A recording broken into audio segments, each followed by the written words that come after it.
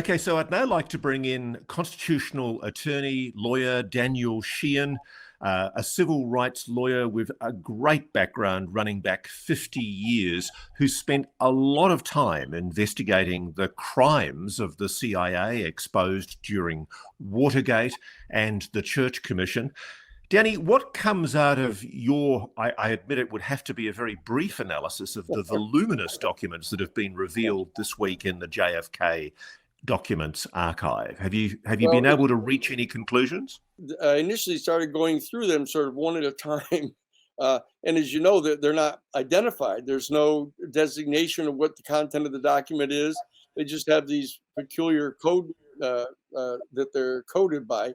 So I started going through them, and I started noticing, things that I hadn't known about, particularly before.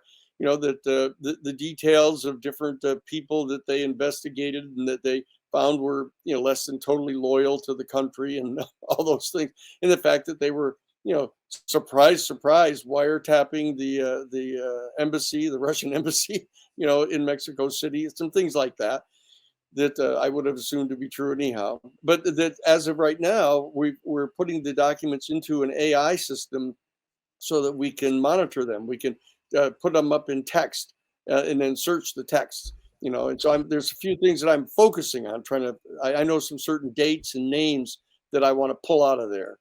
I'm talking to you in the context that you've been very outspoken publicly previously about your view that JFK was the victim of a conspiracy, that essentially the president was murdered in a coup d'etat. And you think that there were people in the CIA who were principally responsible for that coup d'etat. Is there anything in the documents you've seen to date that substantiates that or supports that conclusion? I've only looked at, personally, the first, 100 or so that I've actually read.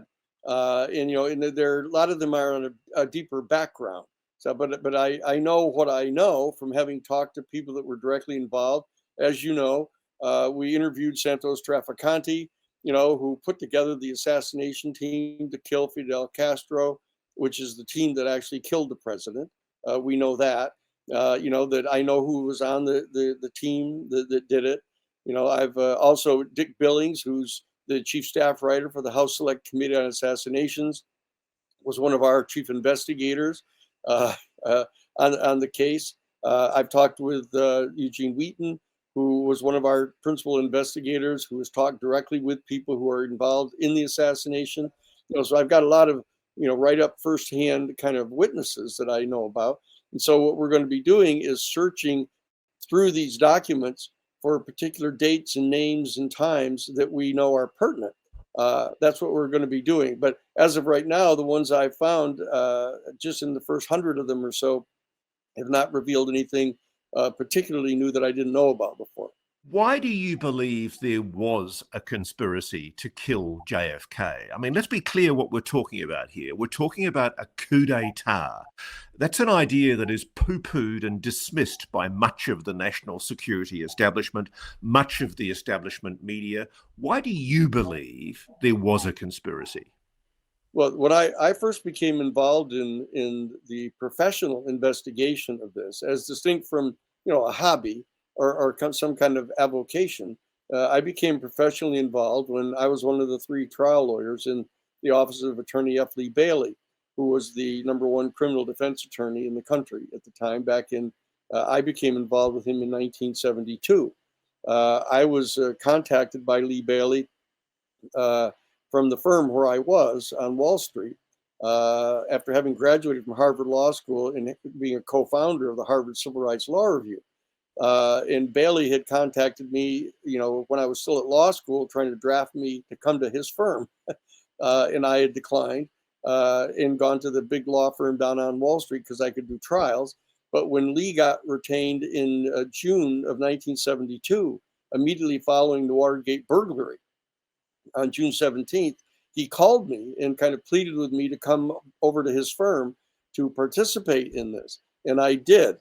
So I came in, and the first thing that I noticed is that the 3 of the gunmen, that are 3 of the people that were in the Watergate Hotel with James McCord, who was the defendant that our firm was representing, the CIA wiretapping specialist, These are gunmen for Santos Trafficante, the Don of the mafia in Havana. I recognized the guys who they were, and so I said, look at to Lee and the other guy. I said, what the hell are Trafficante gunmen doing in the Watergate Hotel with these guys? And so I began to investigate that. We had a staff of 40 Class A licensed gun carrying investigators that worked for us full time. And so I got my investigators to go look into this. And what we discovered, one of the first things we discovered, is that our senior partner, F. Lee Bailey, turned out to be on the payroll of the Central Intelligence Agency, that he was in fact on Index 4. There were 4 lawyers that were on retainer to represent any CIA agent who was caught engaged in covert operations inside the United States, which are totally illegal under the charter. And he was one of the 4, along with Bennett Williams and a fellow by the name of Miller and another fellow. And so that was a surprise to us, even to the investigators. And then second thing we discovered is that one of his secret clients was Santos Trafficante. And so we interviewed Santos Trafficante. We got to interview him directly. We brought him in from Tampa, and we went down to Miami, Orlando actually, and interviewed him there. Our chief investigator, Bad Andy Tooney, and we interviewed him, and he told us all about it.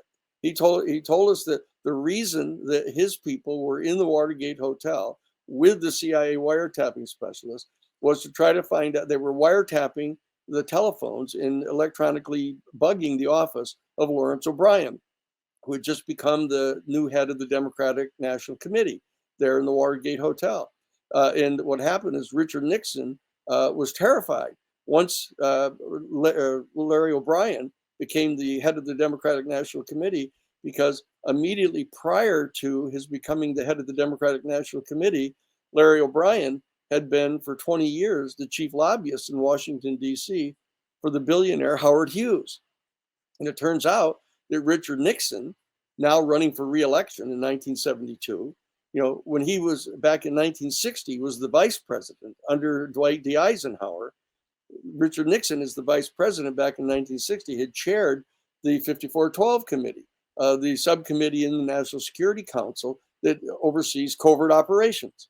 And in that capacity, and this is what Trafficante told us. He said, the day that Nelson Rockefeller withdrew from the Republican presidential primary race in 1960, Richard Nixon then knew he was going to become president. He was going to be the Republican nominee, and he was sure he was going to be able to beat this young upstart kid from Massachusetts, right?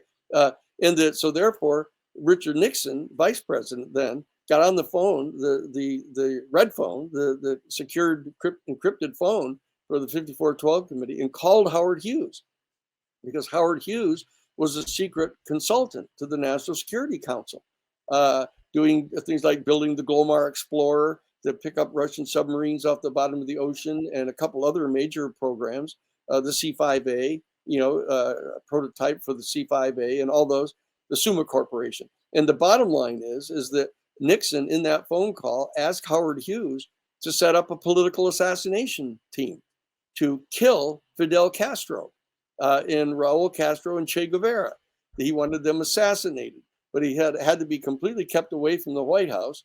And so Howard Hughes, what he did is brought in one of his lawyers, Bob Mayhew, and assigned it to Bob Mayhew, saying, look, you got to figure out how we can set up an assassination team to kill Castro.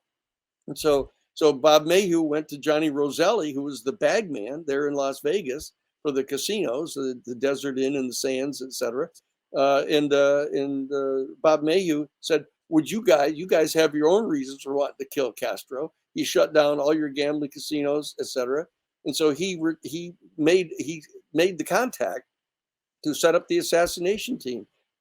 So Mayhew's role in the commissioning of the US mafia to try to kill Castro, that's one of the so-called family jewels, one of the most important secrets that the CIA has tried to keep for many, many years. It did come out in the documents this week this admission that the CIA, one of the family jewels that was admitted was the use of Mayhew to make these connections to the US mafia. What I want you to get to, though, is where's the connection to the JFK assassination? Well, it turns out that's the team that assassinated the president. And Trafficani told us that in late June of 1972. You know, he told Bad Andy Tooney in the interview that, as long as we're under a complete attorney-client confidentiality here, let me tell you, the team that I put together at the request of Richard Nixon back in 1960 to kill Fidel Castro, these are the guys that killed the president. And he explained in detail the reasons how it happened. And that's so we had that information. Do you think the CIA was knowingly involved in commissioning that attack on the president? No, they didn't commission the attack. Well, what happened is that Alan Dulles did it. Alan Dulles had already been dismissed by Kennedy as the director of the Central Intelligence Agency, you know, back in September of 1961, following the fiasco at the Bay of Pigs. And so he was pushed into retirement. But Dulles never left Washington. He stayed right there in Georgetown and was meeting regularly with Bissell and the other guys that were in the CIA. Bissell was, I think, the deputy director of operations for the CIA at the time. That's right. And so they kept meeting with Dulles, and Dulles continued to be sort of the de facto director of the agency still, because Kennedy brought in John McCone, who was a total outsider, was not in the intelligence community at all, but Kennedy brought him in to kind of organize and discipline the agency. But Dulles remained the actual operational chief. It was Dulles that greenlighted the assassination. You're saying that 53 years ago, in 1972, you became aware from a mafia boss, Trafficani, that there was a definite collusion between sections of the US government and the US mafia to kill President JFK. Well, no. What I'm saying is that there was a collusion to kill Fidel Castro, and then what happened is that that was in 1960, okay, and that assassination team continued to be operational all that time. And what happened is when Robert Kennedy, following the Cuban Missile Crisis, when Robert and John Kennedy ordered the closing down of the anti-Castro paramilitary bases that were all through the southeastern United States, on No Name Key and Swan Island and in the Everglades and over on Lake Pontchartrain. We know exactly where they all were. And he ordered those to be shut down. And they refused. They actually launched an additional attack against the island of Cuba and sank a Russian ship, after Kennedy had ordered them to stop. So John Kennedy, along with Attorney General Bob Kennedy, what they did is they sent helicopter gunships, 6 helicopter gunships manned by U.S. Marshals into No Name Key and burnt out the base and arrested those people that were anti-Castro Cubans. They viewed that as a betrayal back then. But actually, Robert or John Kennedy talked them out of being furious with him. But he agreed to kind of continue Operation Mongoose now to try to overthrow the government down there. But what happened is after the Cuban Missile Crisis, he shut them down. And they viewed that as a total betrayal, and they wanted to kill him. But they didn't dare kill him on their own. But what happened is Alan Dulles authorized them to go ahead and kill the president, because Alan Dulles had discovered that John F. Kennedy, after the Cuban Missile Crisis, was having a secret exchange of letters with Khrushchev, and that they were agreeing together secretly through this back channel that they had going that the CIA didn't know about at all and hadn't authorized, that John Kennedy and Nikita Khrushchev were talking about using their respective executive authorities to start disassembling the nuclear warheads of both nuclear arsenals, because they were both so terrified about how close they'd come to destroying the world during the Cuban Missile Crisis that they both agreed they were going to do this. And John Kennedy was in the process of getting ready to start ordering the dismantling and destruction of the U.S. nuclear warheads. And Alan Dulles wasn't going to allow that to happen, because not in his capacity as the CIA director, even the fired CIA director, but because he was the legal counsel for Brown Brothers Harriman, a group of major financial businessmen who had major investment interests in Asia. And they knew that they needed to keep the nuclear weapons in order to combat China, because China had showed them in Korea that they could put 1 million men into uniform, and they needed the nuclear weapons. Do you think Lee Harvey Oswald was involved in the murder of JFK in any capacity at all? Yes, absolutely. Absolutely. He had been recruited early on, back when he was in the Marine Corps, in the thing called Operation Redskin. It was codenamed, to pretend that you're a Marxist and try to infiltrate Russian or Marxist organizations, etc. He had become, after he came back from Russia, he had become part of a thing called foreign field operations intelligence, it was called. And he worked secretly as a covert operative for that group that was funded by E.H. Hunt and a guy by the name of William D. Pauley, and a guy by the name of Charles Willoughby, who was the G2 head of intelligence for MacArthur, General MacArthur. Hardcore right-wing people, all down in Texas. And this group was running Oswald. Oswald got recruited, and the whole purpose of Oswald was to take a shot at the caravan, at the Kennedy caravan coming through Dallas. And then when he got caught, he was going to have all these manufactured relations with Russia and with Cuba, hopefully, and they could blame it on them, so they could use that to justify invading the island of Cuba. But once he took one shot at him and didn't hit him, didn't even try to hit him, he fired the shot that hit the curb near the place. And that was what he thought he was doing. He shot that one shot, and all of a sudden, to his amazement, there were other shots rang out, and the whole S-force that had been created by Santos Traficante to kill Castro as of 1960, they were all there. Almost all of them were there in Dealey Plaza. And the S-force killed the president. And when Oswald realized that he'd been flummoxed, and tried to run, they sent Tippit after him, the Dallas police, and Oswald killed him. He did. I'm sure of that. He killed Tippit, and that's what he was in fact arrested for. He was arrested for killing Tippit to start with, but he said, "Look, somebody come and help me." And he actually tried to make a phone call. He asked to have a phone call made out of the jail that night to the guy that was one of his trainers in Operation Redskin in North Carolina. We know that. What happened to Traficante, the man who gave you this evidence, Danny? He ended up dying of old age. The mob guys had designed a kind of immunity against getting really effectively prosecuted because of their alliance with the agency, not only in setting up the assassination team to kill Fidel Castro, but in smuggling the heroin into Southeast Asia, from Southeast Asia into Havana. The partners in that were Santos Traficante and Batista, the dictator of Cuba, and a guy by the name of Paul Helliwell, full-time employed Central Intelligence Agency guy. He had dental coverage from the CIA, this guy, and they were partners in the heroin trafficking, using a part of the skim of the money off that to buy weapons and explosives to smuggle to the Kuomintang in China. This is a complex story, but we know all the details of it. So they've been deeply in bed with them. I guess what I'm asking is, why didn't the House Assassinations Committee, which did its report much later after you were told this in 1972, why didn't they call somebody like Traficante? I mean, if this was known at the time, why weren't these allegations fully investigated?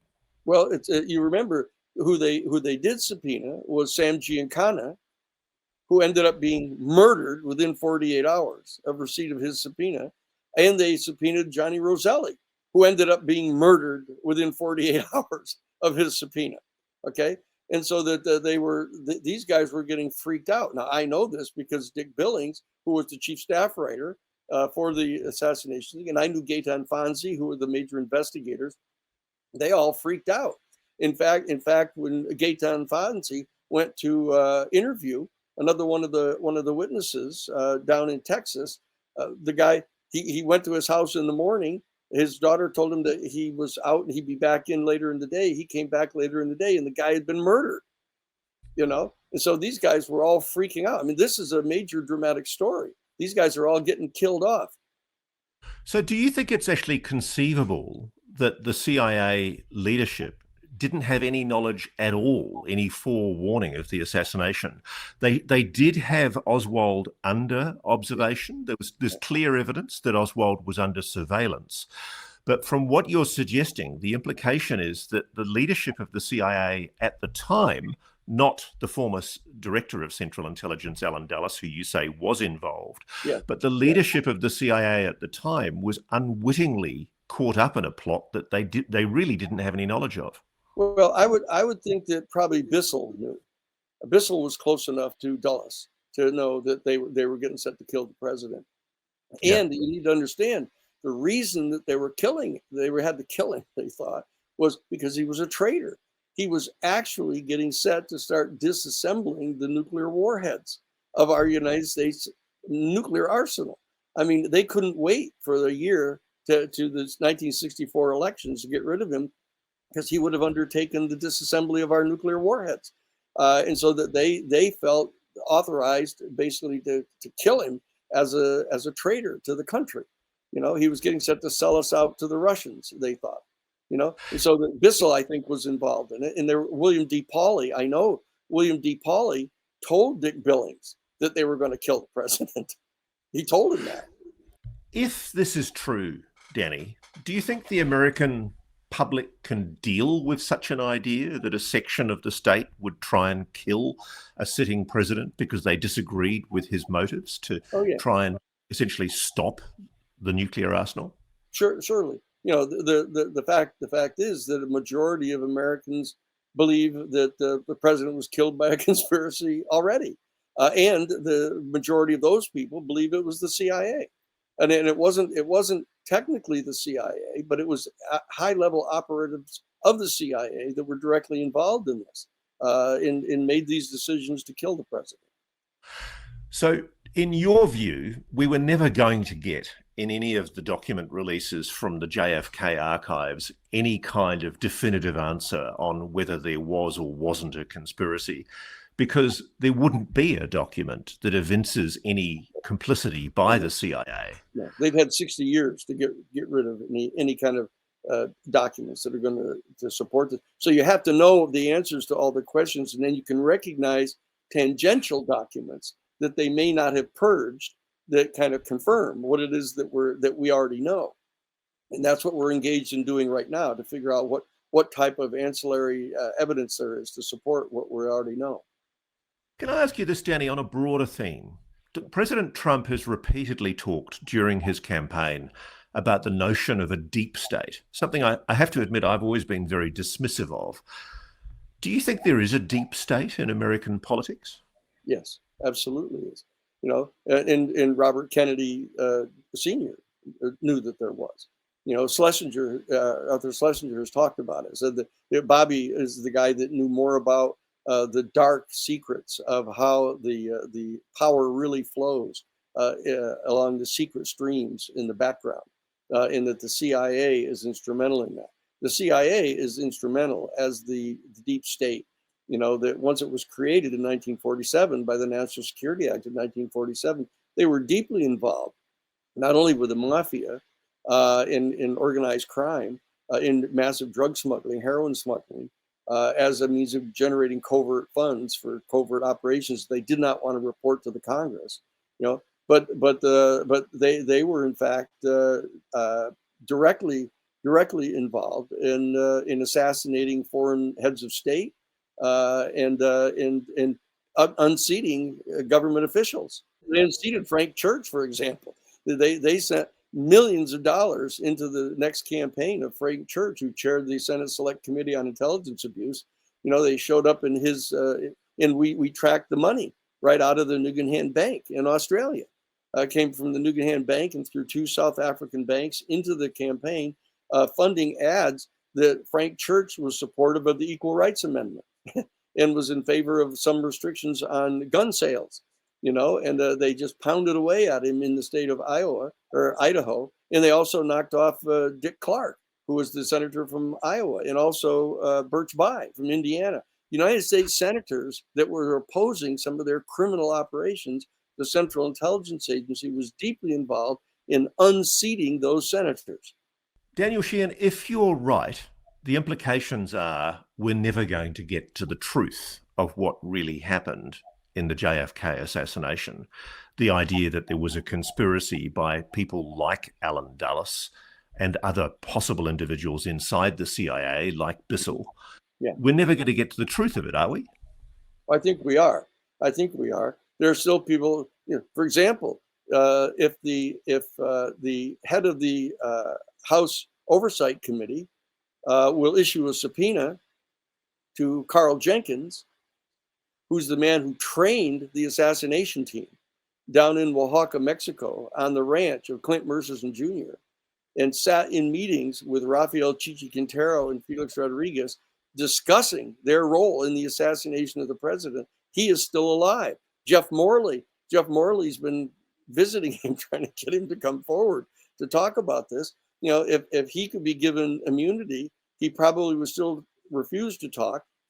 But the fact is, he knows from direct conversations with those guys that they did it.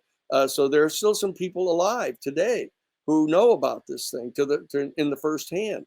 There's the pilot, for example, that flew them out of Dallas. He's still alive. And so there's a handful of people that are still alive who can provide the firsthand information. The problem is that the government people don't want to know. They don't want to do anything to exercise government power of subpoena power or grand juries or anything to confirm this, because they think it undermines the authority of their governing elite, who have known about this and let this thing go. That's the alliance with the deep state. They're afraid of the deep state. I can guarantee you, anybody who authorizes a subpoena to go to Carl Jenkins is going to be out of office the next election cycle, because there are going to be millions of dollars flow into their campaigns against them, just as they did with Frank Church and Dick Clark and Birch Bayh and others. And they know that. And everybody in Washington knows that. They only talk about this in a whisper, under their breath. But everybody is afraid of these deep state people because we've allowed it to burgeon through the Central Intelligence Agency's Operations Directorate. What would you say to President Trump? He staked a large part of his reputation on being open with the American people about the operations of the so-called deep state. What would you say to President Trump? I mean, obviously, we can't expect democratically elected Congress people who are susceptible to influence and cajoling and intimidation to call people like Jenkins, the guy you're talking about. Yeah. How do we do it then? How do we bring that deep state to account, if such a deep state actually does exist? I think that what we've got to do is mobilize the American citizens so that they're taking this not only seriously enough to believe that the fact that there is such a conspiracy, and it's probably that the CIA was involved in some way, but we've got to mobilize the people so that this becomes a first table issue for them, so that they're all talking about it and they're demanding it and insisting upon it, and so that the degree to which Donald Trump becomes responsive to major pressure on the part of the citizenry, he might be one of the very few kind of people that would do this, would dare to do something like this. Okay, so for somebody watching this, somebody who's not cognizant of the full details that you clearly have at your reach, why does it matter? Why does the death of a president nearly 62 years ago still matter if that death was a conspiracy? It'll be just like Ross Perot said to me one time when we were working together. He said, as long as these people are still in operation, no man can really call himself president. That's what Ross said to me when we went after the off-the-shelf enterprise in the Iran-Contra case. We went after them because Theodore Shackley, who was the head of covert operations for the CIA, handpicked by George H.W. Bush, when he was the director of the CIA, the guy who ran assassination programs around the world, and that this was an extraordinarily dangerous guy, and we knew it. But Ross Perot went after him, and is the guy that I got to go to talk to Bill Webster, the head of the FBI, to initiate the criminal investigation of the off-the-shelf enterprise of Colonel North. There are a lot of conspiracies that the establishment in America is very dismissive of. One of them, of course, is the idea that JFK was murdered in a conspiracy. The other, and I know you've taken a very close interest in this through your New Paradigm Institute in Washington, D.C., the other is the UFO issue, the idea that the United States is involved in a secret program of retrieval and reverse engineering of non-human technology. A lot of people just laugh and scoff at that idea.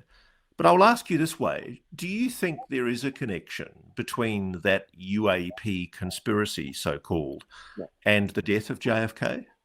Absolutely. But it's not what people think. People just think that because they've gotten word that Kennedy asked for a briefing on the UFO issue, that sort of got him killed because it was the deepest, darkest secret, which it is. But the reality is it's tangentially related, because what happened is when John F. Kennedy and Nikita Khrushchev were having these secret exchange of these 18 letters that Norman Cousins was carrying back and forth between the two of them, in which they were agreeing to start to disassemble their warheads and destroy them, that what they'd agreed to do is to replace the economic impact of stopping the Cold War and stopping the massive investments in nuclear weaponry, that they agreed that they were going to have a joint space program. Kennedy and Khrushchev, they were going to have a joint Soviet-American space program exploring outer space. And what Kennedy did is on June 5th of 1963, he reached out to McCone, John McCone, and asked to be briefed in on the UFO information, because he was intending to give it to Khrushchev as a sign of good faith that they were going to go out into outer space together, and they both needed to know about this, right? And it was that tipped Dulles when Kennedy on June 5th of 1963 demanded to get the briefing on the UFO issue. The word went out to Dulles that had happened. And Dulles then started investigating, and he found out about these 18 letters that were being exchanged, which the agency didn't know about. So that's what happened, is Kennedy's demand for the UFO briefing leaked out to Dulles, and Dulles then investigated it with his people in the agency and FBI and other places. And then they found out about it. And that's what they said, okay, that's it. This guy's got to go. Daniel Sheehan, we know that in the wake of the debacle of the 1961 Bay of Pigs invasion, sponsored by the CIA of Cuba, we know that President Kennedy was furious with the CIA. And in fact, on one occasion, he reportedly said that he wanted to shatter the agency into 1,000 pieces.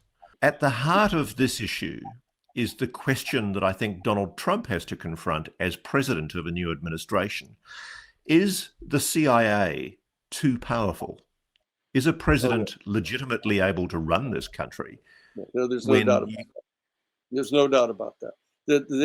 It is the seat, along with this magic group, they call it the Majestic 12 group, that is in control of the UFO deep secret information and the back engineering of that special technology they have. That the CIA is deeply involved in that as well. They have a thing called I think it's Global Access Program. It's a code name inside the operations director of the CIA running that operation, and they are out of control. They are out of control, and they have threatened and removed people, not only United States senators, but President Carter. Theodore Shackley was deeply involved in negotiations with the Hezbollah that unseated President Carter back in 1980. So that they've taken over the government So in that sense, the Trump is correct that there's a deep state. He just doesn't know who it is yet. He thinks it's the bureaucracy. He thinks it's a bunch of middle-level bureaucrats, that have kind of taken the bit in their teeth and want to govern things in their own way. That's a problem, and it's a real one. But that's not the deep state. The deep state, it flows out of the national security state that was set up in 1947 after World War II, in alliance not only with mafia, but with fascist elements from the Third Reich that they actually helped finance. I mean, the Brown Brothers Harriman, for whom Alan Dulles was the legal counsel in the consigliere for them. They're the ones that financed the actual construction of the international headquarters of the Third Reich in Germany. You know, we know that. We know the bank accounts. We know exactly how they did this. People have to listen up. You know, if people are saying, oh, let's all get excited about the fact that they're releasing 80,000 documents about the Kennedy assassination, and the major media are going to play it, oh, well, we've searched through it and there's no smoking gun here. There's nothing of great revelation. So therefore, we have always been right. There's been no conspiracy. You know, I mean, anybody who believes that ought to have their head examined, you know. And the reality is that we know that this is true, and the people in Congress know this is true. And we've got to get them to stand up on their hind legs and use their authority, constitutional authority, now that the president is open to them doing it, and get to the bottom of this deep state and dig them out. And there's no better way to do it than through the investigation of the Kennedy assassination and the secrecy around the UFO issue. These two issues, both of which have been assigned by the Oversight Committee of the House of Representatives to this new task force. And so that we're meeting with the task force people. We're going to be providing information from the New Paradigm Institute and through our investigative resources to them, since they have no funding and they have no staff. You know, so what we're going to, I'm flying in Monday morning to meet with them. I've already had an initial debriefing with their staff people, Nancy Mace's people, and you know, I'm flying in Monday to meet with them, and I'm going to meet with people inside the Trump administration, also to brief them on all of this, because they know I know, you know, they know I know, and so I'm getting set to talk with them now. I'm perfectly willing to challenge any effort to enforce the attorney-client privilege over the information that Trafficante gave to us. There's an explicit exception to the attorney-client privilege, and that is when you know that the lawyers are involved in a criminal conspiracy with their clients to commit crimes, and that's exactly what F. Lee Bailey was doing, you know. And then that's why I quit and walked out of there, you know. And that's why I quit. Daniel Sheehan, I hope it doesn't take another 60 plus years before we get to the truth of the JFK assassination or the UFO mystery. Thank you so much for joining us. Terrific. I appreciate it. Let's all stay after this. We'll get it. Thanks for watching. Go to joinnn.com to find NewsNation on your television provider. And please don't forget to click that red subscribe button to ensure you get more of NewsNation's unbiased and fact-driven news coverage.